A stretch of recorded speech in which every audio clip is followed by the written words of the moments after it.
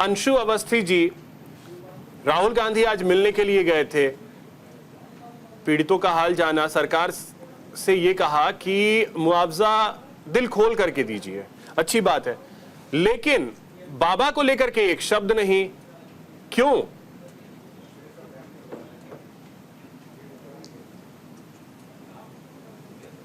देखिए, सबसे पहली बात यह है कि देश ये चाहता था कि 123 जाने हुई, 123 जो घर हैं वो उजड़े हैं, तो हमें उम्मीद थी कि देश के प्रधानमंत्री भी वहां जाएंगे। लोग चाहते थे कि देश के प्रधानमंत्री को भी जाना चाहिए, लेकिन आज चौथा दिन है, 72 घंटे पूरे हो चुके हैं, प्रधानमंत्री का जाना तो दूर छोड़िए, ना कोई कार्रवाई हुई, एक सिपाही तक सस्पेंड नहीं हुआ।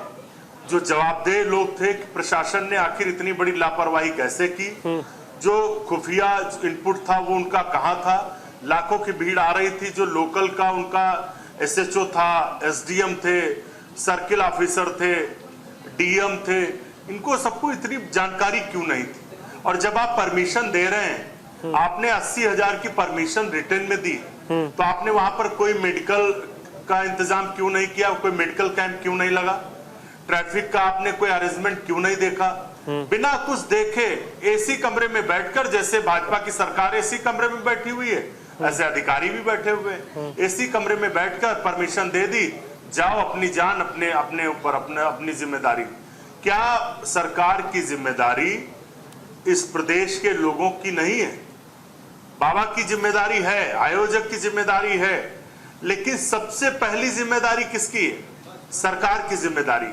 अगर हमारे लोग विदेश में फंसे होते, कौन उनको रिकवर करता है, कौन लेकर आता है, कौन अपलिफ्ट करता है? सरकार लाती है।